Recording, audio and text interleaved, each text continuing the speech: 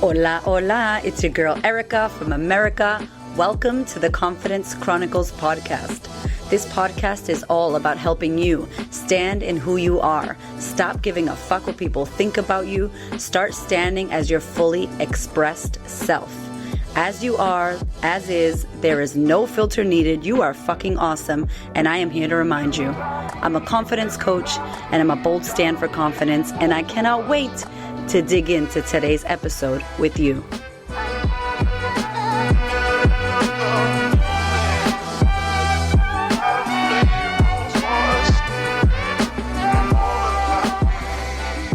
My loves, today's podcast guest is a gorgeous human by the name of Amie.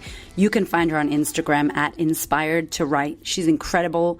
She is not only a book doula, but she is a creativity coach. I cannot tell you how much I love this woman and her work and what she's about. In today's episode, she shares so much about what it takes to get your art into the world and why you need to produce shit art. She talks about how we block ourselves from allowing our creativity to flow, and that art is something that we all produce. No matter if we have a podcast, no matter if we work, no matter if we have children, no matter what it is in the world, we are all artists, and that the world needs the magic that you have. Amie is incredible. She's Sydney-based. You can hit her up on Instagram. She's going to give you all the contact deets. I am so happy that we got to talk because we recorded a podcast before and it got lost. So here we are again. Without further ado is Amie.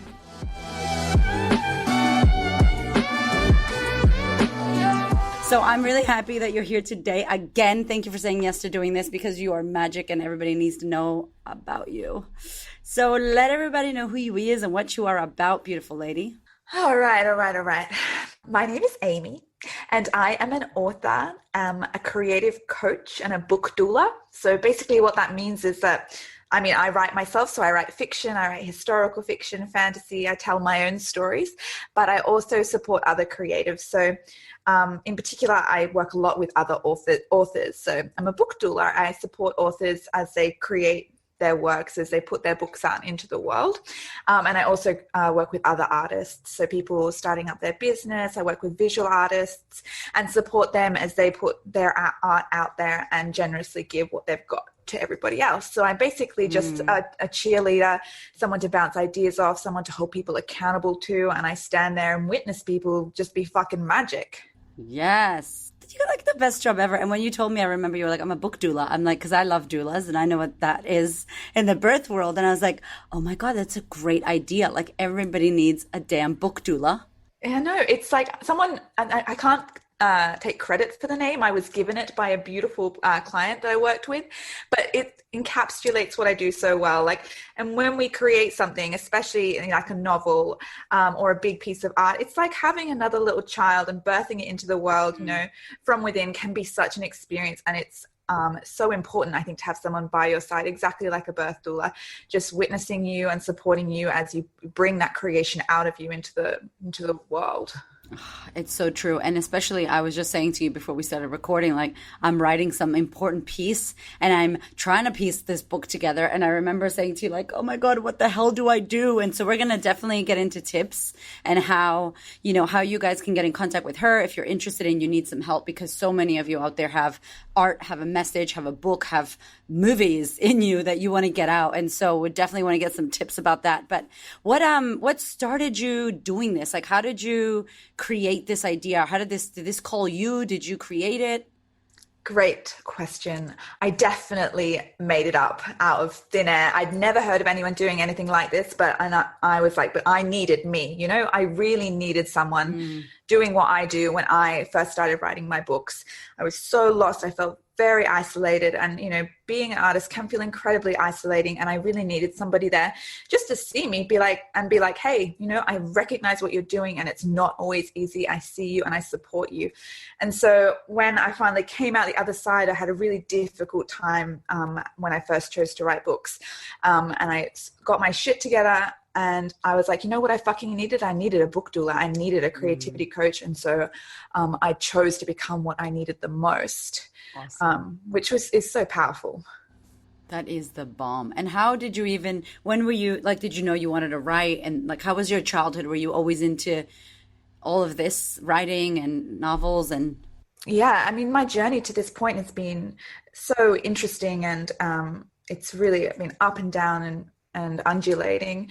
For me, I've always known I want to be a storyteller, whether that was through acting, like I know you've had a big call to acting, that storytelling through my physical body, Yeah. and writing stories, and even just talking, like, and you too are a natural storyteller. We just talk and talk and talk. Yeah.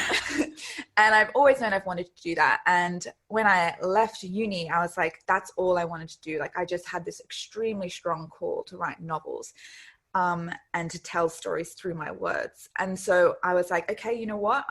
That's my call. I'm quite stubborn. So I was like, oh, let's do it. Let's try it.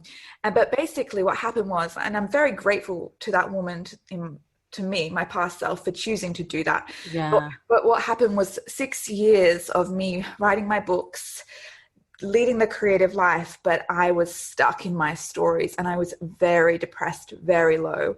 And even though I chose to do the work, and I was like, a part of me was like, no, I really want to do this. I really feel called to this.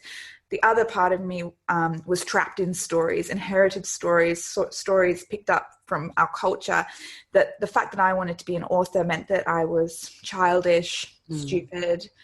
I had big issues with thinking that perhaps I was trying to opt out of adulthood, Oh, that's a good one. Yeah. that I was lazy, a really big one, lazy. And I had all of these stories, and they kept me so small. And it meant that even though I was like, yes, I'm choosing my art, I want to do this, what really happened was I just like drove myself into the ground, because I was doing the act, but I was really, I was so ashamed of myself for what I was doing.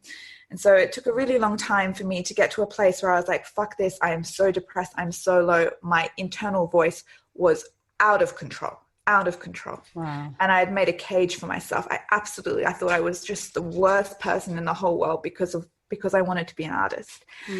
And what happened was I lost my job. I lost my muggle job, as I like to call it, that was supporting me. I had to move in with my partner's family. Everything really went to shit. I was extremely depressed. And I decided to start journaling. And that's when my life completely turned around. Yes, we are big journaling fans. Y'all know that on the podcast. Ah, it's like making love to my ears, girl. Yes. You know, I was waking up in the morning. I would try and do something creative for maybe an hour, and then I would spend maybe from like 10 till in nighttime in tears. Like, I was not functioning as a normal human. Yeah. And it was very difficult, but I found a copy of The Artist's Way by a woman called Julia Cameron. And within that book, she says that you should do morning pages. So just writing in the morning freehand. And I was like, oh, fuck it. You know, I'm not in a good way, whatever, I'll try it. And I started journaling. And as I did that, I just witnessed the way I was talking to myself. I witnessed my stories. I could just see this inner critic, this internal voice berating me. And having that distance, I think, just really started to help me see where I was at and how I was treating myself. And it changed everything. Wow. And this is why I think your compassion and your heart in what you do, because you were you, like you were her. And I love this when people decide to do things that they needed, because same here. It's like, you know, the person, you know where they're at, you know where their thoughts are. Like, you were there, you moved out of there, and you can now say, hey, I'm going to take you through this experience because I understand you. And like, there's nothing better than that. Exactly. Like you say it all the time, like, you know, you've gone through some horrible traumas through your life, but that aids you in being able to see other people with their traumas. And so for me, yeah, like it was a really hard 6 years, and it was, you know, I got stuck in hugely traumatic cycles of thought. But now as a coach, as a book doula, I see other creatives, and I can see where they're at, and I understand where they're at and what they have to fight against, and all that work with the inner voice. And so, yeah, it was rough, but I'm very grateful for that time. What a freaking journey you've been on. So many questions. Firstly, for the people listening that are maybe like, oh, I'm not an artist and I don't write books. Listen, keep listening, because this is for you, because this is for everybody. But for those that are out there questioning that, because that's a question that we come across, it's like, what do you think an artist is? What is an artist to you? Oh yeah, all absolutely capable of art. We are all inherently creative.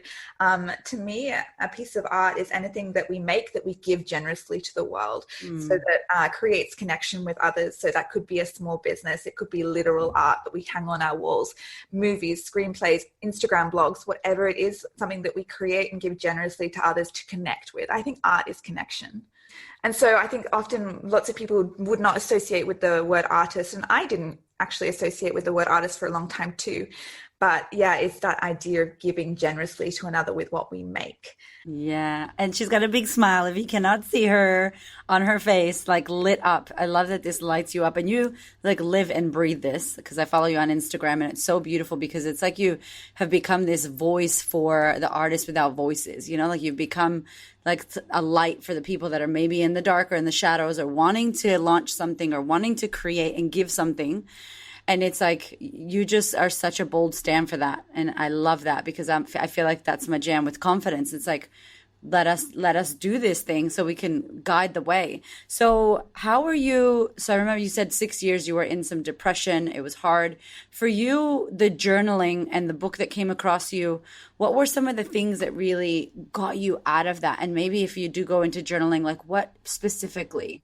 Yeah, 100%. So journaling has become something, it's like my other form of art. I write novels and I journal. For me, it's like intricately linked with how I am magic. Yeah. So for me, what really turned the page was, first of all, it was just witnessing how I was talking to myself. It was quite confronting at times. I was like, you see your inner critic for what it is, and it can be very, it can be confronting. And I had very cyclical thoughts. So I would always be like, why can't I make enough money? Why do I deserve to be an artist? Why do I think that I get to do this? And I saw the same thing on the page every single day. But eventually what started happening was I started seeing another voice. And this voice is something I talk about a lot. And I have a journaling guide out at the moment that really encourages this. I know, it's so good. So exciting. This new voice to come through, which is this mothering voice. And we are learning to mother ourselves through the journaling pages. And what I found was that even though there was this really negative, heavy voice on the page, there was also this voice that just wanted to care for me, that didn't want me to be in pain. It was this voice that said, I know that this is really hard and you're really struggling today, but I just want you to take a few breaths. I want you to go get a cup of tea. I want you to just take a moment to just breathe. It was this very gentle voice that started coming in on the page. And as soon as I noticed her and noticed the way that she made me feel, I started pulling it out a lot. So she became my carer on the page, and I developed this new voice that really, and she, to this very day, every single day I finish off my journaling going, hey baby girl, I know you're doing so well. I know this might be hard, but you're doing so well. And it's just like gives me tingles, I just love this that. like unconditional love for yourself. And it can feel funny at times, it might not feel natural to you, but just the act of writing on the page, being like, hey, you're doing so well. I know it's not always easy and you're scared and you're vulnerable, but I see you showing up and I'm so proud of you. And just by writing that stuff on the page, it's like, it's unbelievable. It completely changed my life. Oh my God, I love it. You know why too? Because I think we do predominantly think these negative thoughts about ourselves and that we're not good enough and all that. And that's like the loud voice that's tapped into the rest of humanity and the media and like conditioning. And it's like the external top level voice. But then there's like, if you get quiet enough, and some of y'all are not getting quiet enough. You're too out there, right? Like when you go in and you're quiet and you're alone and you're in your room and you have a piece of paper or you're in the bathtub or you're like alone and quiet, there's this, if you truly seek, you will find this, like you're saying, this voice. And I love that you talk about that because she's there, right? Like that, this is the whole thing about the Queen of Confidence. Like she's in you, she's in me, she's this amazing, fucking awesome woman, but like we just smash her down and she doesn't get a chance to come out. And when she comes out, we like berate her in the mirror, like, who do you think you are? You look fat, you look this. She's like, fuck you all, I'm going back in, So yeah, wow. And I think that often we see the inner critic as like the adversary. So, and that's what I felt for a really long time. When I read all these thoughts on the pages, I was like, this woman's a bitch, this inner critic is a bitch. And like I've heard people say when trying to combat the inner critic by saying things like, oh, imagine if it was like Trump saying these things to you, like giving the voice like an actual adversarial personality. But what I think I found through the pages was that this inner voice is actually just a really fucking scared inner child. Yeah. And I think that's how I chose to treat journaling, is like that voice that's very cruel to us sometimes, and that I witnessed on the page. I saw her as my inner child, just completely terrified. And in response to that fear, I allowed her to have a mother, and that was that other voice that came on the page. And so for me, journaling became a practice of remothering my inner child. I love that. And I love it too, because there's so many of us out there with like, you know, people say like daddy issues. And I'm like, listen, all the women I work with, we got mommy issues, like never mind daddy issues. And so for someone out there who maybe doesn't have a great mother relationship, or maybe they lost their mother, how would you invite them to go towards this, like the mothering? Yeah, definitely. And I think sometimes it takes practice to understand how you want to be taken care of. Yeah. But I think, you know, a good idea is to literally just think about how do you like other people to take care of you? For me, I like to be given, I like people to like create comforting spaces for me. Comfort's a big one. So if I'm feeling vulnerable and scared, I really want someone to be like, do you want to just sit down and have a cup of tea? And that's how I like to be treated by others. Not necessarily my mother, but by others. That's how I feel safe and how I feel taken care of. So my inner voice and my mothering voice on the page, literally, I ask myself if I want a cup of tea all the time on the page. Do you need a cup of tea? What do you need? Asking myself what I need. That's the best question in the world. Yeah. I love it. And really honing in on those things that make you feel safe, that make you feel loved. And I even do the thing where I just like, if I'm really feeling out of sorts, I might just like list things that I love. But you know what, too? You're like reorganizing your mind. The focus is, oh my God, all this bad, crazy shit. Or it's like, hold on a minute. And it's like, it's so general, but sometimes we have to go general to just get out of the shit show that we're living in. So for those out there that maybe I need to get one of these journaling guides, and we're going to come back and talk to sisterhood ladies, because y'all be hitting me up like, how do we journal? Is there a certain way to journal? I'm not good at journaling. And I think we have to be like, dear diary, you know? So can you talk to that? Like your guide, how did you create this? Like what is it for, and how can people journal if they're not good at it? Perfect. I think I totally understand. I get a lot of questions like that too. Like I video my journaling each day. So people often send questions being like, oh, what are you writing about? What's going on? And it's totally, I think, very normal to feel apprehensive about starting the practice, because I feel like there are a lot of rules around these kind of things. But at its core, there is absolutely no rules. And the way that you journal is completely unique and magic to you. But what I choose to do, especially at the beginning, is I just had to write 2 pages, just stream of consciousness, whatever was on my mind. And that just kind of allowed me to witness what was going on in my head. But that can be quite intimidating for people, because, you know, they get stuck or they don't know what's going on. So in the journaling, in the journaling compendium, how I created it was I went through all my old journals and I just looked at the big themes that came up. And there are hundreds of questions in the journaling compendium.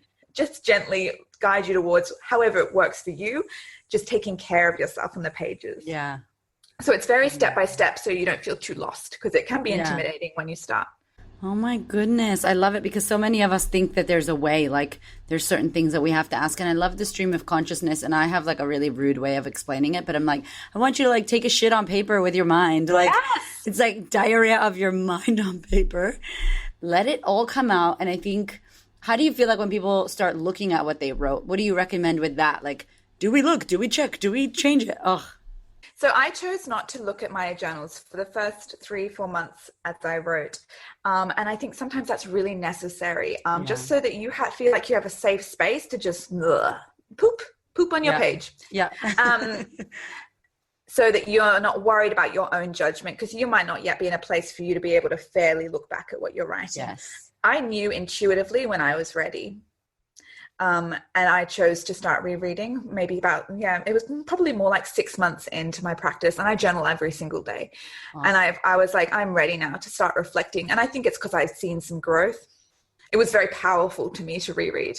And I got to see the work that I'd done. And it was very hard to watch myself. And if I go back now, you know, it's hard to watch how I treated myself, but it was a learning experience. But Very person to person, and it can be a really good thing, I think, to give yourself space and not reread for quite some time. Yeah, I think it's true because then you stop it or you judge it or you question it. I remember what you were saying to me when I'm writing. You would like just write, don't try to edit it like a typo or like exit. And I love you always talk on Instagram about produce your shitty work. If it's shitty, if it's half done, who gives a fuck? Like put it out there, like get that shit out. Tell us about that because I think that that's so important. 100%. 100%. I think one of the biggest issues that we have as creators is a situation with perfectionism. And I totally get it. Like, I totally get it. We want our work to be good. We've got this, idea in our head of how we want it to look. So when we create it, we want it to look like that. But it's essentially a form of self-sabotage massively. And it's an armor that we wear so that we don't have to be vulnerable. So many people, I think it's something like 98% of people who start a book don't finish. It's crazy. And that's because they rewrite, because it's never the way they want it to be. People don't get past chapter 1 because they keep going back and back. When I coach my writers, 500 words a day, I do not give a fuck how bad they are. Please, God, may they be terrible. Just give me the shit. Like, just get it out of it's poop. It's word poop again. Get it onto the page. Yeah, you'll be constipated and then nothing will be flowing. Exactly. We need, especially, when we first create something, it's not going to be good and it's an unrealistic expectation for us to think it will be. Can you guys like pause and just rewind the last 10 seconds and listen to that shit again? Because that is the fucking jam. Can you say that again? Like, oh my God. When we first create something, it's an unrealistic expectation to think it will be good. It's totally unrealistic. We cannot have that expectation of ourselves. It is really fucking mean and just like it's unhealthy for us to think that when we first create something, it's going to be great. So in a first draft of a book, I require it to be bad. Otherwise, you've been fucking around. This is terrible. Good job. Keep going. 100%. If it's bad, I'm like, I want the shitty draft. I really do. I really do. And that just gives you like a freedom to express yourself without rules, boundaries, perfectionism getting in your way. Oh my God, I love it. Yeah, we need to give permission to be shit because we don't get beyond that, I don't think. Like, we either stop or we're shit, Once you've got a shitty thing, you can improve it or you can, try again or you can do it in a different way, but we have to get to the shit first. Yes. Oh my God. So this is like confidence. It's just like, you're not going to be confident. You're going to be like horrible. You're going to get it wrong. You're going to fuck it up. You're going to fall down. You're going to fall down so many times. And it's like, you got to keep going. And now look at you, like you're writing, you create books, you help people do this. And it would have been how many shitty pieces of paper with like word vomit that's just like, none of this shit makes sense. But you get to almost like purge the initial bullshit and self-doubt. It's just part of this journey. And I think many of us want to skip that part. Yeah. And you can't. Listen, I am in that journey. Okay, woman, I am just like, okay, we're going to write this thing I'm writing right now. I can't tell you what it is yet, but you'll hear about soon. And I'm like, oh my gosh. And then like the minute you stop, you start questioning and second guessing. And then all these bazillion ideas try to come in and distract you. And then you're like, where the fuck am I? Where did I just go in my head? Like you just end up somewhere else. I see you. The process of creating is like character building, confidence building fucking work. Like, when we have to create something, all the self-doubt comes in, martyrdom, procrastination, the inner critic, like we're getting, there's a war on our life.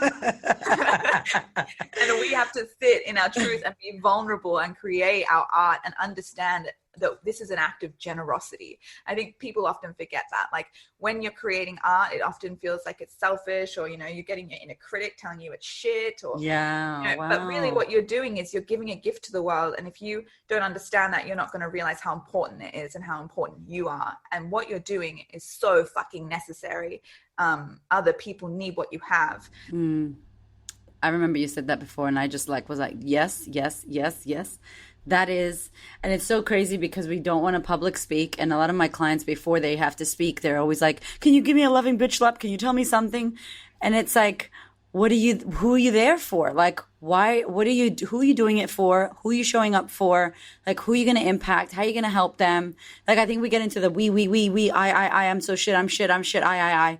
And it's like, step into the people that are going to receive your work and your incredible message.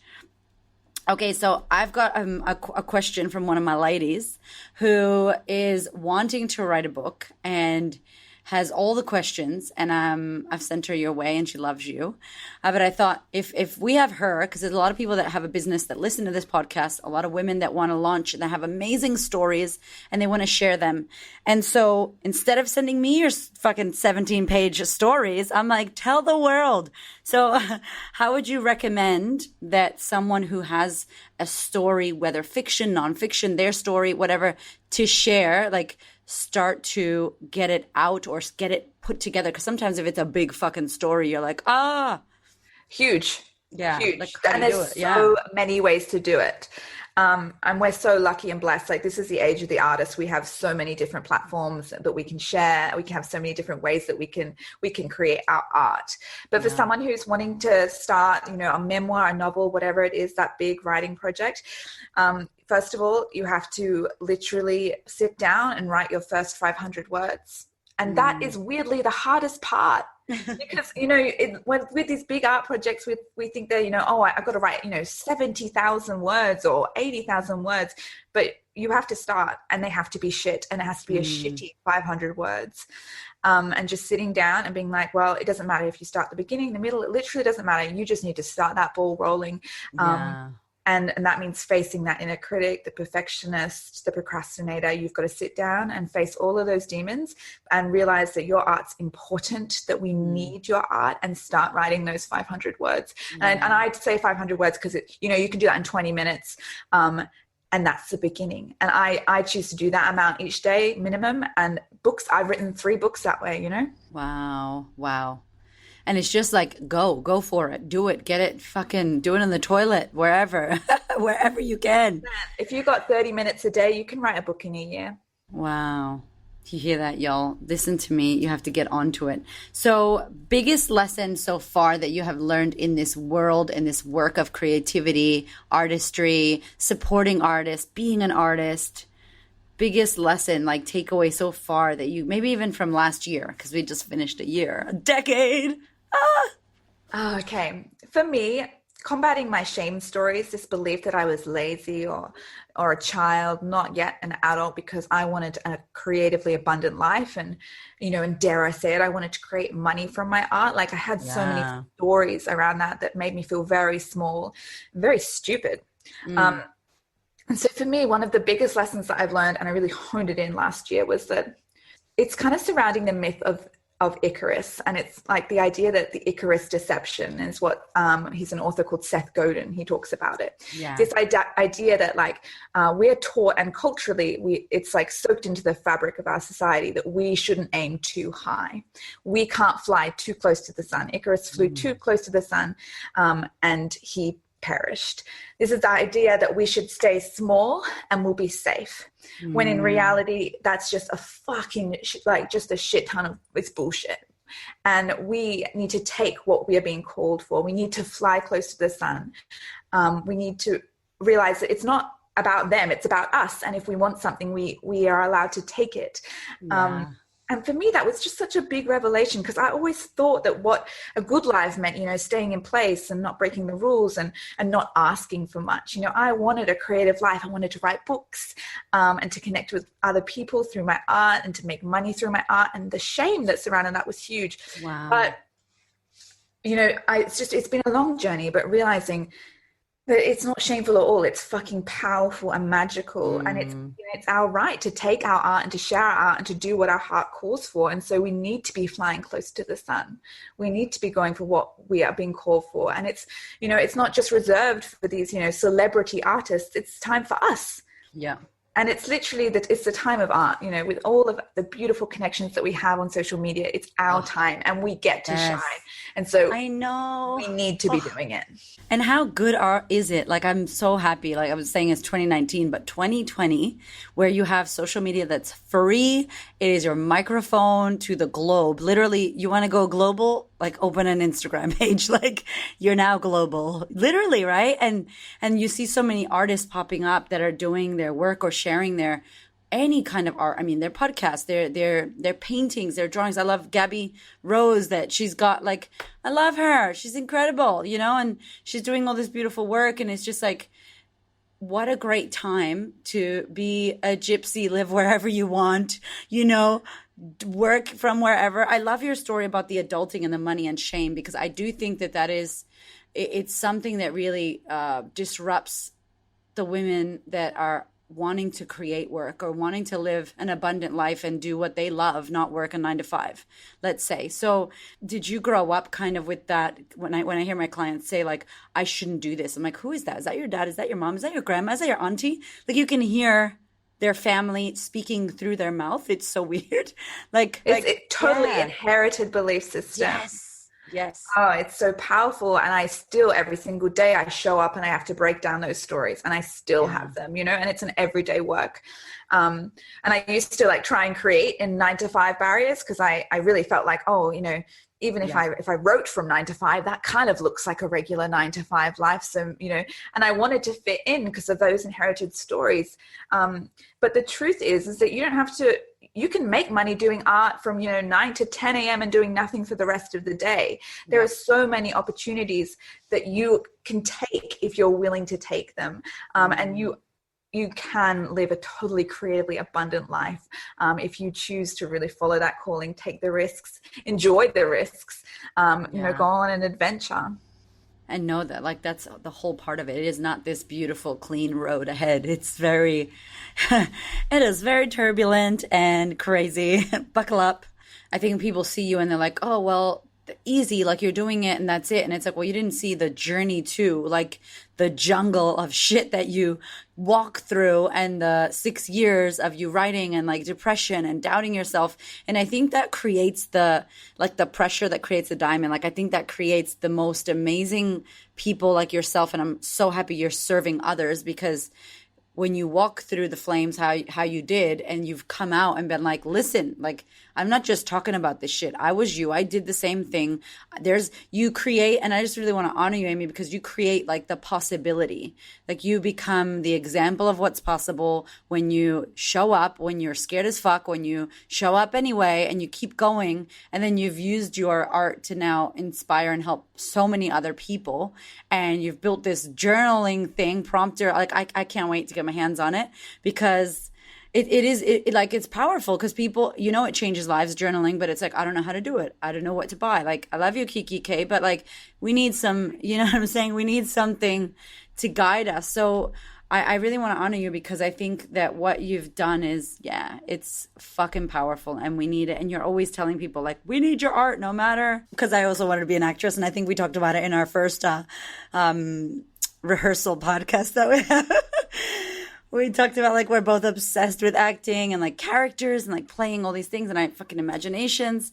And I used to always, I wasn't hating on the actors, but I'd be like, why are they the ones that get the parts still? Like, where are the new actors? There's so many incredible, talented people that want to be actors, and yet it was like the same people got the roles, you know?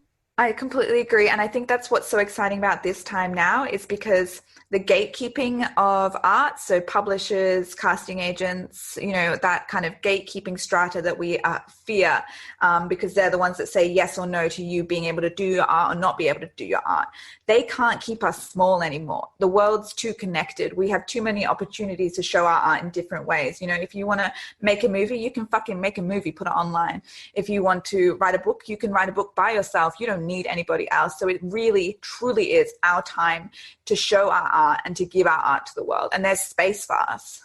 And it is, you're so right, because even now the people that want to be actors, I remember when I was acting here in Melbourne, He's like, get your Instagram up, get your face out there, you know, promote yourself, get your own photos, do your own videos on YouTube, like get yourself out there. And I think that it is such a possibility now. And so funny too that you said, because one of my friends just published, she self-published a book. She's like, it was expensive, but I did it. And like, now I think it's going to get picked up, and, you know, it's so awesome. And she's in the corporate world, you know, she's a business coach. And how do you see it now? Like, where's the future of this going for those people that want to get some art or some books out there? Do they still have to play the game, or can they just totally rogue it up? Break all the rules that don't feel right with you. You know, if you're butting up against a rule that it's not feeling right, it's keeping you small, break it. There'll be a way around it. I think there is literally room for play. It's not really playing a game, it's play. Like, what aligns with you? How do you want to do this? We're at the beginning, really, of this very new world. And there's going to be, you know, so many different ways that you can do it. And you've got to, I think it's about listening to your intuition. So much has changed. And so funny too, because I remember like Anchor, this podcast platform that you can make a podcast from your phone, like tomorrow, right now, in 5 minutes. Like, you know, Spotify's now doing podcasts massively. Like, all of this, I think that people are really taking their artistic power right now, and it's such an exciting time. Totally. Yeah. And I think a lot of people get really intimidated by that. They think, oh my God, everyone's doing something. Everyone's putting their stuff out there. There's not enough space for me. There's not enough space for me. And I hear that a lot. People get panicked by the fact that everybody's, well, not everybody, really seriously, not everybody, but that people are choosing to share their work. And they believe that they haven't earned the space, or there's too many people doing the same thing. And that's a bullshit story that will keep you really fucking small. And the truth is that literally nobody can give the world what you can give. And once you understand that you're not competing for a market with another person, because you're not doing the same thing as that other person. You're doing what you're doing, and you can create your entirely unique market just for you. It's not like you're Samsung and Apple, you know? Yeah. You know, they're giving out two of the same product, two phones, and people are going to have one or the other. But with art, I can have your podcast, Angel's podcast, 50 other podcasts on, and I can listen to them all. You know, you're not stealing from each other's market. In fact, you're sharing, you're probably feeding into one another's market. Yeah. A much more abundant place than I think people think. And there is so much space for you. This is literally the beginning. Claim your space, take up that space, because we need what you have and nobody else can do it. It's so true. And it's not too late. Like, no matter what age or however long you think you've waited to do this, it's like, what a perfect time. And you're right. Like, no one's going to have the way you see things, how you see things. I laugh when people are like, who's your competition? I'm like, nobody. There's no competition. You know, like, there are other coaches, but there's no other people like me. And you're not going to be everybody's flavor. But how fucking awesome that there are like 70 billion ice cream shops that you can go to. Exactly. What a beautiful way to say it. Exactly. Totally right. So that I think that piece of resistance of saying there's not enough space for me really needs to be unpacked. And if that's something that you're dealing with, I would encourage you to just journal about it. Like, why has that belief come into your life? Because there is definitely space for you in your art. Yeah. And do you find too, when you, in your journal, when you write and when it prompts you to think about where this came from or how long you've had it, like, don't you find that it like takes you down another rabbit hole? Oh, it's huge. Yeah. I could go on, and a lot of people who have been working with the journaling compendium send me pages of like 8, 9, 10 handwritten pages of just like, I've unpacked this, and that led to this, and that led to this. And, you know, there's so many layers to our beliefs, and sometimes it really does just take pulling them away one step at a time and just really being curious as to where you can go. Wow. And it's just like, show up, sit your ass down, write it. People say all the time, I'm not a writer. I'm not a writing kind of person. What would you say to someone that says that? I mean, this writing doesn't have to be beautiful in any way. Yeah. In fact, I have a lot of people who destroy their work after they've written it. I know a lot of people have, trust issues with writing down, sensitive things. And I encourage them to destroy what they write so that they have a truly safe space to process. Great idea. But again, I have a lot of people as well who worry about it being not neat, and they get really obsessive with pens and stuff. Another way of getting in the way of you and your inner work. And if you don't think you're a good writer, like these things, this journaling is solely for you and unpacking for you, and you do not need to be a writer in any way. Just articulate yourself. Watch your soul unravel on the page. Like shit will come out. Yeah, yeah. Especially I think if you're not a writer and you are telling yourself, I'm not a good writer, I'm not a writer, it's like allow that empty space of you on paper, like you on paper. However, I love you. You're just gold every single time. Mentors. Who are some people that you look up to? Do you have anybody that you love that has paved a way for you, or that you look up to, or you love and you see as somebody who's maybe leading the way or has taken you out of some of the darkness? Yeah, I have a few. So I mentioned it before, but Seth Godin, he wrote The Icarus Deception, and that book really turned things upside down for me. So if you're somebody who's wants to begin a business or a creative business, he is all about fucking up the rules. He's the permission giver, and he talks a lot about, in kind of more of a practical way, how today's economy has got space for you and how you can really, really do some fucking incredible things, like world-changing shit if you want to take up space right now. So Seth Godin, he's on Instagram and everywhere basically, but The Icarus Deception was a book that completely changed my life last year and just gave me a perspective and also a recognition of how fucking cool I am, Yes, girl. And that's what we need. We really need to recognize how cool we are because we are doing the thing and making the art. Yes. He's been super important to my life. He's awesome. Last year I also made a beautiful connection with Brooke Solis, who's a poet. Brooke Solis. She really lives her truth, like just a fuck yes, fuck no type of incredible creative who really is devoted to her craft. And I did a podcast with her and she taught me so much in that podcast, talking about rest and taking rest, because I could do a whole new podcast about it. As creatives, rest is really interesting. You need to come back. We need to do it. Let's do it. Definitely. And she's taught me a lot about taking my time and taking rest, which has been huge for me. And Brooke's works are permission givers in themselves. So for anyone who wants to really delve into their art, she has an amazing book out at the moment talking about, it's called Rebellion, and it's about awesome bucking the system and doing the art that you love. Isn't it so good? It's such a time. Like, I know that you've paved the way for so many that even just get to see you on social media if they're from around the world. And you obviously work with people everywhere, globally. Yeah. And hello, you live in Sydney and you work with people globally, because why not? And we are looking at each other on some technology and we have the possibility. So, oh my gosh. Okay. And we're going to get all of your details too, because I want everybody who is interested to hit her up. She's got amazing shit. I want to talk about your journal, and also about your novels and what you've written. But favorite book, fiction and nonfiction. So you gave us Seth and you gave us The Artist's Way, but do you have any, because I know you write also fiction and you love that shit. So tell us. Oh no. I know. The big question, the question stresses everyone out. Okay. So I write medieval fiction. I did my uni degree in medieval history. I love it so much. I know. And I specialized in sex culture. So culture about medieval pornography and medieval sex work and how medieval people kind of viewed sex in their society, which was fascinating. So that's the fiction that I write. And the books, and what do they tell us the names? So they're actually just called at the moment. So at the moment I'm working at publishing them. So I have two Yes. I know, it's so exciting. I call them by their protagonist names at the moment. So Elizabeth is my first one, and that's about a lady in high medieval society who falls from grace and she becomes a nun and then she becomes a sex worker. Wow, that's amazing. Awesome. Yeah, so I used my experience really with finding out my own sexuality and kind of unpacking those rules around sex in my life, and I really use that within that story. Cool. And then I've got Maud, and that's about witches in the medieval society. Oh my gosh! Okay, it's so cool. You're freaking awesome. The history really provides a lot of stories. We live in a wild world. But it's so cool that you're able to take the times from then and merge it with this bits of your story, creating your own people, and it's really just unlimited, capped, no fucking limits to the imagination and what you can make.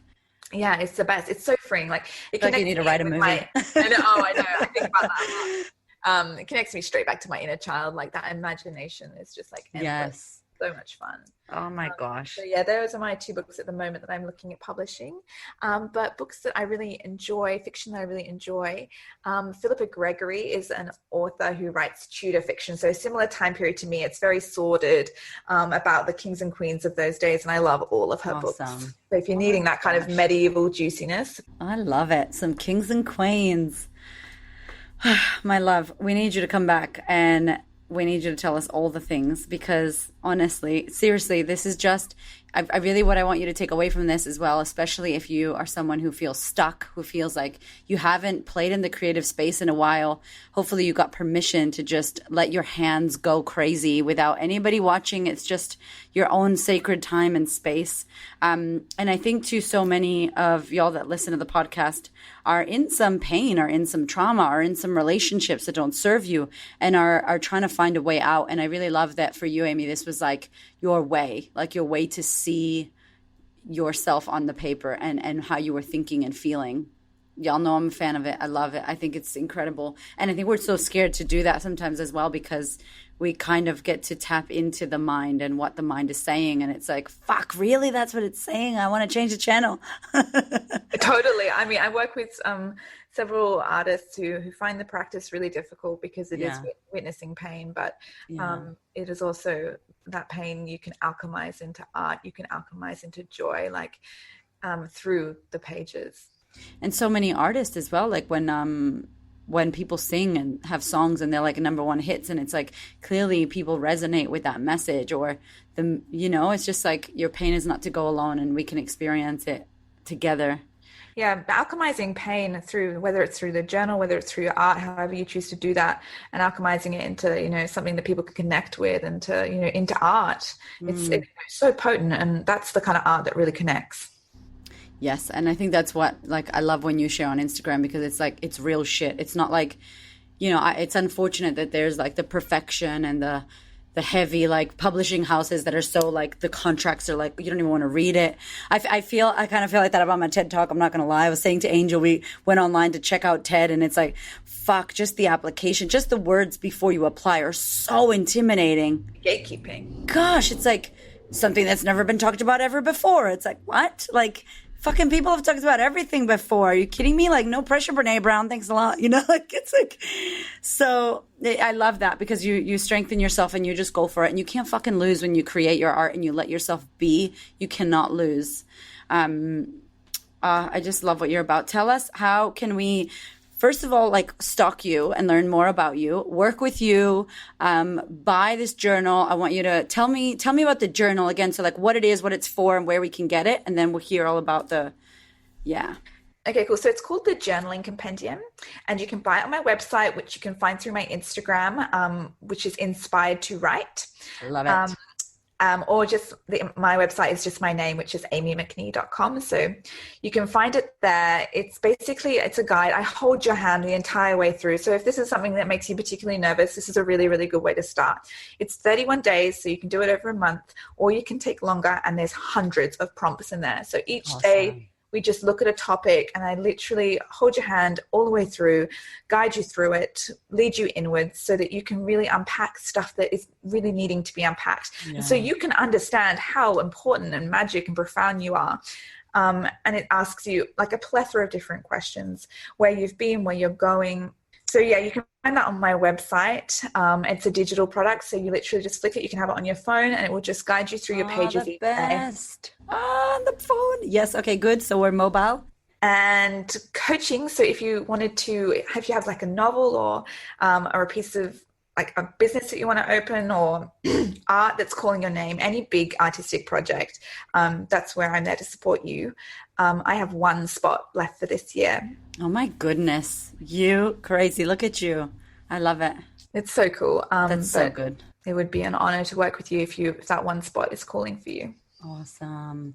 And you have... So there is a podcast. The yes. podcast is called Unpublished. Yes, I love it. The best name. It just investigates everything to do with the creative life. We talk to other creatives who have done things differently. We investigate what it means to create art, put it out there in the world, and we go over a plethora of different topics. And I do that with my husband, who is also an author. How good is that? You guys are the best. Oh my We're pretty gosh. cute. Yeah, you're pretty cute. I like the couples that work together. I think it's awesome.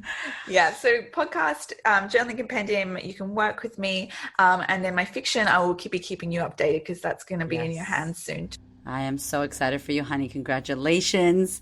Here's to a massive year of creativity, of changing lives, of getting your art into the world as well. And thank you for being who you are, because you are fucking doing some big, amazing shit in the world. Thank you, Erica. Thank you, thank you, thank you. Grateful. Yay! My love, I want to meet in real life. So if you are in the Los Angeles area, if you're on the West Coast, I'm coming to LA on the 23rd of February, 2020. It is a Sunday. We are going to create confidence. It's the second stop on the Creating Confidence Global Tour. Your girl's going global, y'all, with a sold out event in Auckland, New Zealand. Oh my goodness, that place was magic. And continuous sold outs events here in Melbourne, Australia. I am so pumped to be going back to my motherland of the US&A. And I used to live in Los Angeles, believe it or not. So I can't wait to meet y'all. There are early bird tickets available for a limited time. A limited time. So if you want to get in there, you want to meet me, you want to create some confidence, it's going to be a 5-hour workshop with a special guest. It's going to be so much fun. Hamish is coming. We're going to do a beautiful meditation at the end.